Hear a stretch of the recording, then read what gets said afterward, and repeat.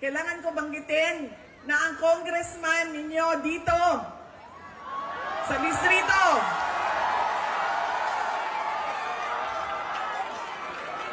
ay, inendorso mo ba?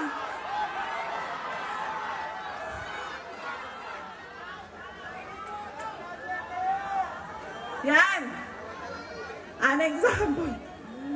Ang sample ng automatic yung boto natin, sikat, endorse ng sikat, galing sa pamilya ng mga politiko Duterte, ang boto natin yan. Ganyan ang ugali nating mga Pilipino. Alam nyo, yung congressman nyo, si Joel Chua ba yun?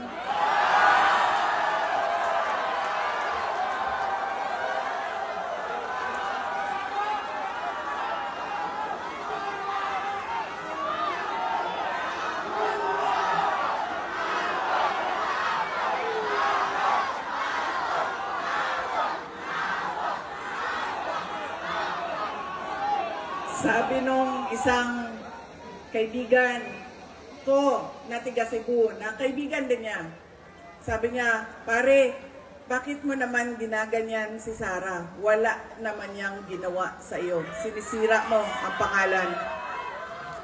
Sabi niya doon sa kaibigan namin, utang ina pare, hindi ko naman kilala si Sara at hindi niya ako kilala. So ano bang pakialam ko sa kanya? Utang inyara rin. Utang inyara rin. Andito ako ngayon. Sa distrito niya.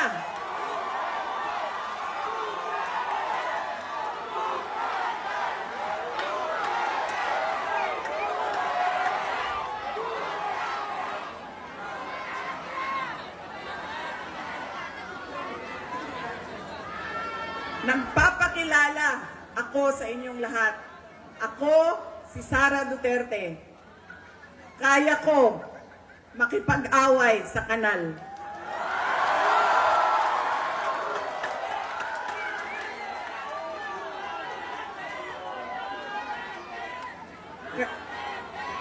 Kami, kung saan kami galing, doon sa Mindanao, sanay kami sa wala.